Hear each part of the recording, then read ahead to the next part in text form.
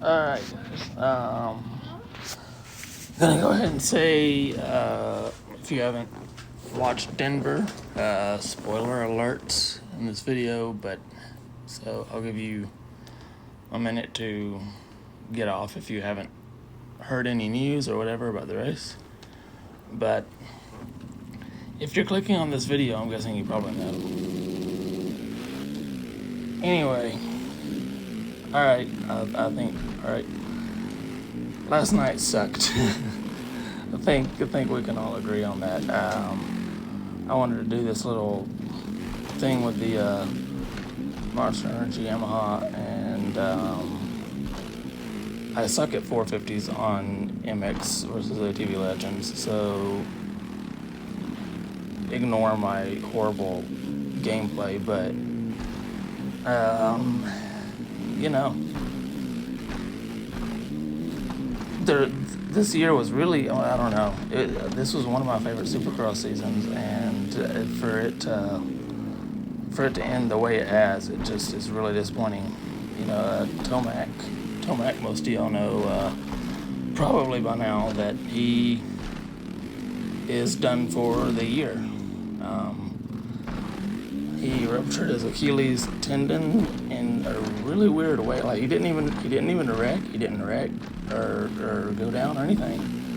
It was just a freak accident, I guess. I don't know. But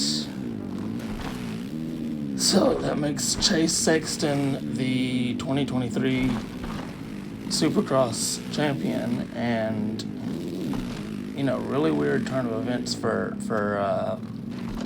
you know, the whole deal. But even before Tomac's injury, I don't know, these last 2 weeks have just been rough on the 450 class. I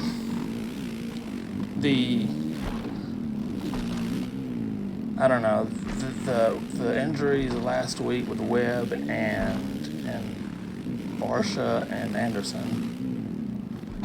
were, you know, I was at that race and Webb happened right in front of me, and it was just one of those racing deals where he went down, and Cianciarulo was coming out of the corner right behind him and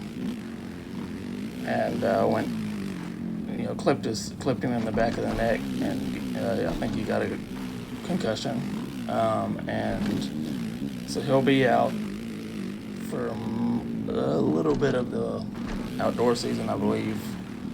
I think he might be able to come back sometime around Redbud, hopefully. That would be nice, considering I'm going to be at Redbud, but from what his Instagram video the other day, it sounded like it was going to be a couple months, so that would be somewhere in the Redbud like area of the season. I haven't heard anything about Barsha's return. I think I saw where he broke 2 ribs and broke a shoulder, so I don't know what the timeline on his is, but the obvious one, or Anderson also went down in Nashville, and I know they said he broke his neck, the top part of his neck or back area, and so I don't know all the details on that one, but I'm guessing he'll be out for a month or 2 at least. And then obviously the injury with Tomac last night was just completely out of left field. Because I mean, he was leading, looked like he was about to just kind of take off with it, and you know, and it was just a weird. All of a sudden, he just slowed up in the rhythm section and didn't even get off the bike, just rode off the track.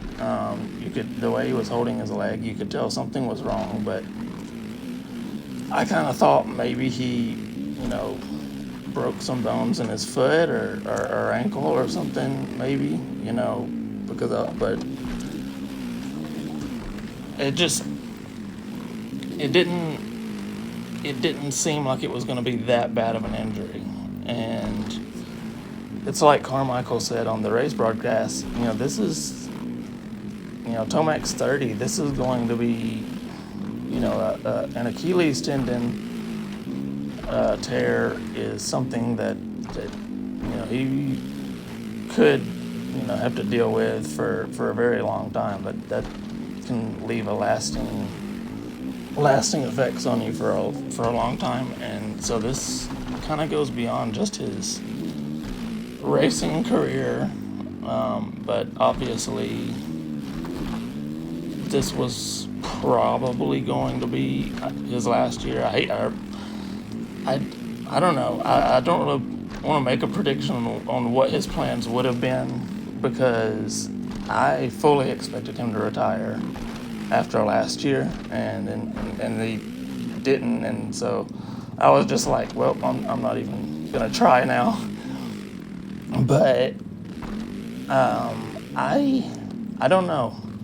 I've heard people saying they think he's gonna be done, and I kind of lean towards. I don't know that he wants to go out like that. I mean, I know he doesn't want to go out like that. Nobody wants him to. So I think he could come back next January for Anaheim 1 and race again.